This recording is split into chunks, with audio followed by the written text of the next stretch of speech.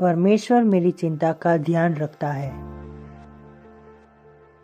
पहला पतरस अध्याय 5 वचन 7 में लिखा है, अपनी सारी चिंता उसी पर डाल दो क्योंकि उसको तुम्हारा ध्यान है।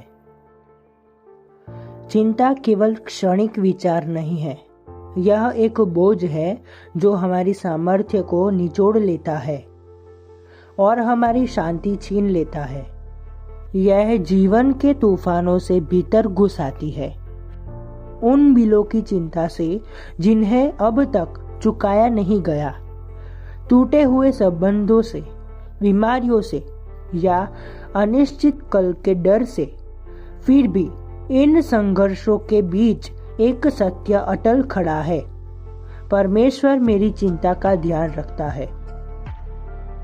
यह मेरी बेकरार रातों को अनदेखा नहीं करता और न ही उन मौन प्रश्नों को जो मेरे हृदय में गूंजते रहते हैं।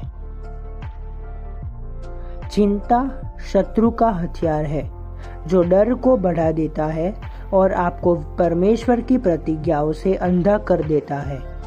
परंतु परमेश्वर ने आपको पहले ही विश्वास से सुसज्जित कर दिया है, एक ऐसा वरदान जो हर चिंताजनक विचार का सामना करने के लिए पर्याप्त सामर्थ्य है। विश्वास छिपा रहने के लिए नहीं है, इसे प्रकट होना चाहिए। जैसे परमेश्वर की सच्चाई की मिट्टी में बोया हुआ बीज प्रकट जरूर होता है जब आप उसके वचन पर विश्वास करने का चुनाव करते हो, तो चिंता अपनी पकड़ खो देती है। डर वहाँ फलता है जहाँ विश्वास अपेक्षित रहता है। जैसे अंधकार प्रकाश से दूर हो जाता है, वैसे ही विश्वास चिंता की छायाओं को मिटा देता है।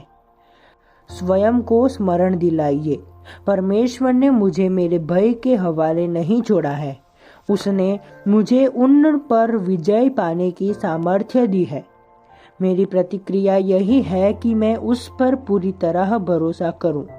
मेरी चिंता वास्तविक हो सकती है, पर मेरा परमेश्वर उससे बड़ा है। मेरा भय चिल्ला सकता है, पर मेरा विश्वास और भी ऊंची आवाज में घोषित करता है कि मैं स्वतंत्र हूँ।